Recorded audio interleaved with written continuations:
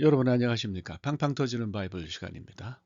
주 초에 만들던 그런 루틴을 회복하기 위해서 오늘 좀 일찍 만들었어요. 뭐 올리는 날은 그렇게 고정되지는 않는데 하여튼 제가 만드는 대로 올리도록 그렇게 하겠습니다. 오늘은 전기연서 그 64번째 시간이고요.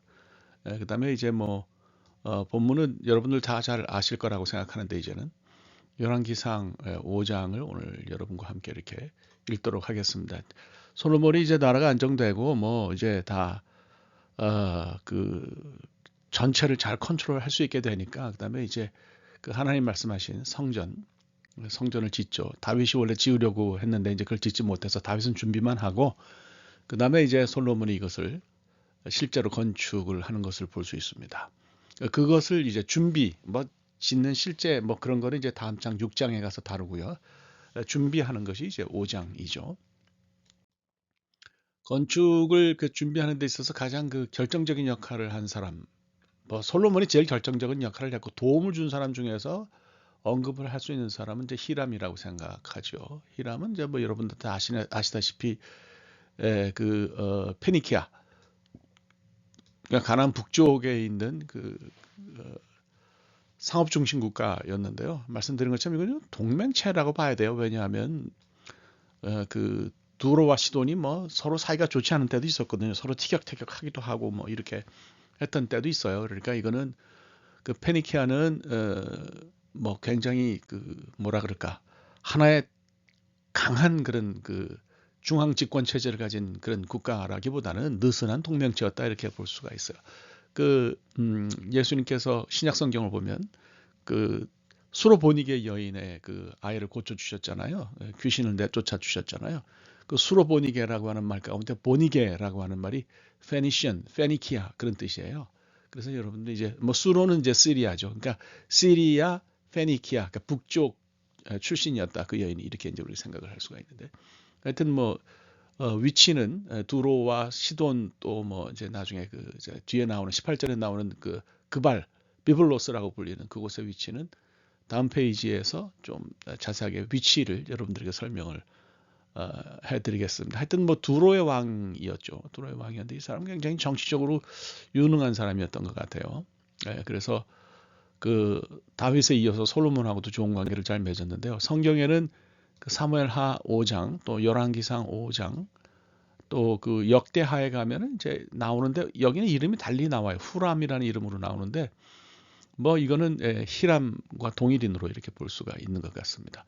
하여튼 이 사람이 솔로몬의 성전을 짓는다고 좀 자재를 보내달라고 왜냐하면 그 페니키아 쪽이 이제 레바논 쪽인데 오늘날에 레바논의 그 삼나무 그 백향목이 굉장히 유명했거든요. 성전을 짓거나 건축물을 짓는데 이제 그것만한 자재가 없으니까 그걸 좀 도와달라고 하니까 기꺼이 이제 그 협력을 하는 걸 볼 수 있어요. 그래서 이제 이 자재라고 하는 것이 뭐 잣나무도 나오지만 주로 이제 삼나무, 그러니까 레바논 삼나무, 그러니까 백향목이죠. 그리고 이제 신전 건축하는 그 기술자들도 이제 보내줬는데 그래서 외형이 이 가나안 신전하고 흡사해요. 예를 들면 뭐 동쪽에서 해가 뜰 때 이렇게 동쪽 햇빛이 들어오게 했다라든지 그 굉장히 흡사해요. 그러니까 이런 것 때문에 또 뭐 오해하시는 분들이 있을 것 같아서 말씀드리는데 외향은 중요한 게 아니에요. 그 성전 안에 들어있는 그 신학과 신앙이 중요한 것이죠. 그래서 이스라엘이 섬이 아니었잖아요.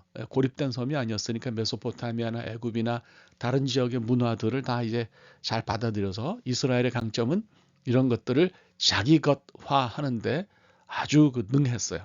그래서 뭐 이런 차원에서 이것을 이해하는 것이 맞지 않나 이렇게 생각합니다. 히람이 이제 성전 건축을 지원한 거는요. 이건 뭐 여러분들에게 말씀드리니 신앙심 때문은 아니었다. 신앙심 때문은 아니었다 이렇게 이제 말씀을 드리고요. 정치적인 이유였다라고 이제 이렇게 생각하는 것이 제일 맞아요. 그래서 열왕기상 5장 12절을 보면 둘이 친밀해 가지고 약조를 맺었다. 그죠? 약조를 맺었다라고 하는 그런 표현이 있지 않습니까? 그러니까 이제 이런 거를 그렇게 생각하시면 딱 되겠다고 봅니다.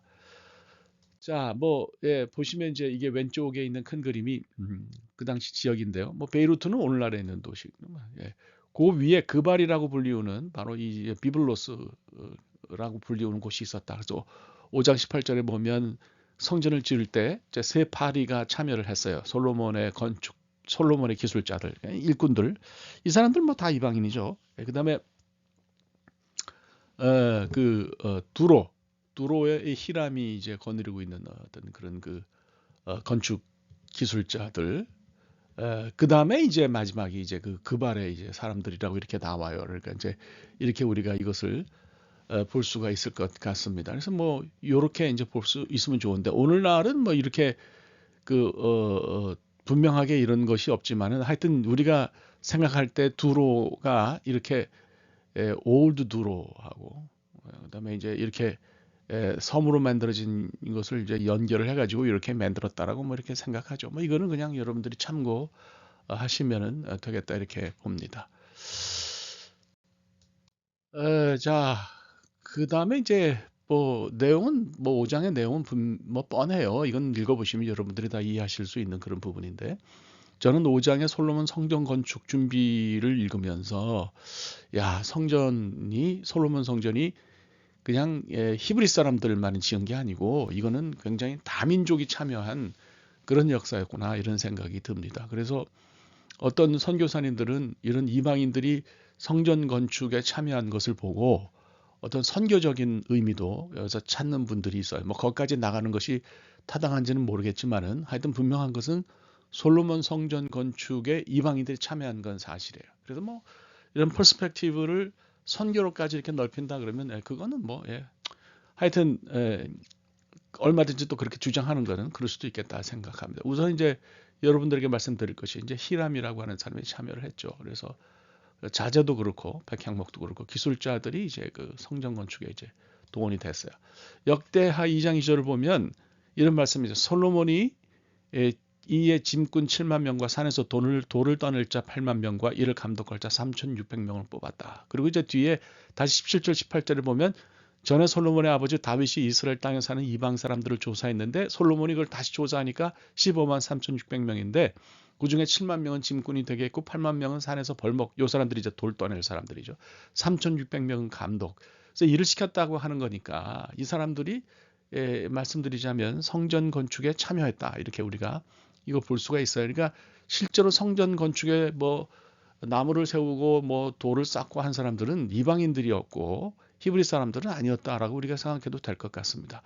말씀드린 것처럼 그 5장 18절 맨 마지막 절에 보면 그발 사람이라는 얘기가 나와요. 이거는 뭐 여러분들이 메소포타미아의 바벨론의 그발 강가를 떠올리시겠는데 여기서는 그건 아니고요. 그건 아니고 아까 조금 전에 그림에서 지도에서 보셨듯이 트리폴리하고 베이루트 사이에 위치한 페니키아 최북단 도시예요. 근데 이제 헬라 시대는 이제 비블로스라고 불렸어요. 그래서 비블로스라고 하는 명칭을 뭐 잘 이해하실 거라고 생각하고 익숙하실 거라고 생각하는데 그 당시 구약 시대는 무역과 조선업의 중심지였어요. 에스겔서 27장을 보면 알 수가 있습니다. 그래서 배를 만들거나 건물을 짓는 기술자가 많았고 이 사람들이 이제 성전 건축에 동원되었다 이렇게 우리가 생각을 할 수가 있는 거죠. 그러니까 따지자면 이스라엘의 이방인들, 솔로몬의 기술자들이죠. 그 다음에 이제 두로 사람들, 히람이 보낸 사람, 그 다음에 그발 사람들, 요 세 파리가 성전 건축에 참여했어요. 그러니까 성전 건축에 주된 인원은 사실은 그러니까 주된 사람들은 이방인들이었네요. 그러니까 그런 면에서 볼 때 과연 뭐 히브리 사람들이 어떤 프로젝트를 세우고 뭐 이렇게 해서 성전을 건축했지만 이 성전 건축은 단순히 히브리 사람들만을 위한 것이 아니라고 하는 어떤 선교적인 퍼스펙티브로 나아가는 것도 뭐 괜찮아 보입니다. 자, 그러면 다음으로 넘어가 보겠습니다. 백향목 얘기가 나오는데 백향목은 좀 설명을 해야 되겠어요. 이게 이제 레바논 삼나무인데요. 레바논 지역에서 자라는 고산지대에서 자라는 아주 단단하고 목질이 좋은 그런 나무라고 합니다. 이 그림 보시면 이게 이제 잘라가지고 이렇게 목재를 만들어 놓은 그런 거예요. 그래서 성경에 뭐 여러 번 나옵니다. 레위기 14장에는 모세가 피부병 환자를 치료하고 정결 예식을 행할 때 이제 백향목 얘기를 하고요. 그다음에 열왕기상 5장, 7장, 9장 또 뭐 역대하에도 이제 성전 건축을 위해서 백향목이 언급이 되는 것을 볼 수가 있어요. 그래서 주로 이제 뭐 건축하는데 많이 사용되었다. 이렇게 여러분들이 이것을 생각하시면 될 것 같네요. 자, 문제는 이제 여기가 이제 도로잖아요. 여기 도로고요. 여기가 이제 예루살렘인데 이건 이제 어떻게 옮기냐 하는 거죠. 근데 이거를 그 당시 사람들이 육로로 옮긴다고 하는 거는 굉장히 고된 일이죠. 이거는 뭐 굉장히 힘든 일이니까 여기 나오잖아요. 바다에서 뗏목으로 엮어 이것을 바다에서 뗏목으로 엮어서 당신이 지정하는 곳으로 그게 어디였어요? 그게 이제 요바였다. 뭐 이렇게 이제 볼 수가 있죠. 그래서 여기까지 뗏목을 만들어서 나무로 백향목을 이제 운반한 거죠. 와, 뭐 대단한 역사였다고 생각합니다. 그래서 거기서 요바에서 예루살렘까지는 뭐 그렇게 그 긴 거리가 아닙니다. 예. 요바가 오늘날의 텔아비브죠. 텔아비브. 그래서 그쪽으로 이렇게 이런 과정을 통해서 이 백향목이 이제 운반이 됐다 이렇게 볼 수가 있어요. 그래서 이 신나가지고 이 두 사람이 일을 하는데 아주 뭐 이게 약조도 두 사람이 함께 약조를 맺었다고 이렇게 얘기하잖아요. 히람과 솔로몬이 친목해서 약조를 맺었다. 두 사람 다 정치적인 그런 수완이 뛰어난 사람들이니까 솔로몬도 뭐 그랬을 거라고 보여주고요. 또 히람도 그랬죠. 그래서 나중에 이제 고마워서 솔로몬이 그 갈릴리 지역에 있는 땅들을 좀 히람에게 줬는데 히람이 뭐 그거 그렇게 좋아하지 않았어요. 그러니까 이 사람은 장사 속이 분명한 사람이었다 이렇게 뭐 생각할 수 있고 페니키아 사람들이 그랬으니까 뭐 그거를 당연하게 여기는 게 좋죠. 자, 뭐 이제 솔로몬이 역군 3만 명을 일으켜 가지고 한 달은 그 사람들이 레바논에서 일하게 하고 또 한 두 달은 이제 집에 있도록 이렇게 돌리면서 이렇게 했다는 것이고 성전 건축을 지휘한 사람은 아도니람이다. 이렇게 이제 여러분들이 이것을 보시면 되겠습니다. 자, 또 그래서 또 그러니까 뭐 이 3만 명은 뭐 정체불명해 잘 모르겠어요. 히브리 사람인지 어쩐지. 짐꾼이 7만, 돌을 뜨는 자, 벌목하는 자 8만, 그죠? 그다음에 관리하는 감독하는 관리가 3,300명. 이 사람들이 이제 성전 건축에 참여했다. 이렇게 우리가 보면 될 것 같습니다. 뭐 여기까지가 이제 준비하는 거고요. 5장은 짧아요. 길지 않습니다. 그래서 이렇게 정리를 하시면 될 것 같습니다. 뭐 다음 주에 본격적으로 다음 시간에 이제 본격적으로 6장에 들어가서 솔로몬이 성전을 건축한 얘기를 여러분과 함께 나누도록 그렇게 하겠습니다. 오늘은 여기까지 하면 될 것 같습니다. 대단히 감사합니다. 고맙습니다.